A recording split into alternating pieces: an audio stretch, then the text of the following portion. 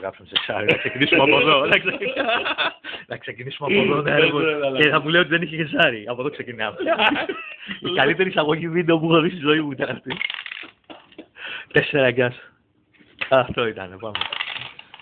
Έχουμε μια και εξάρες πάλι σε παρακάτω. Πάμε διπλές. 5 γκάς. 5 και ο άστο εδώ. Οικονομία. 4-3. Ήμασταν 5-1 νεαροί. Ήμασταν 5-1 και πήγαμε 6-5 μπροστά εγώ. Στην πηγή είχε πάει το παλικάρι. 5 και 3. Στην πηγή και χέρι για το 3 που έσπασα. Κοιτάξτε εδώ.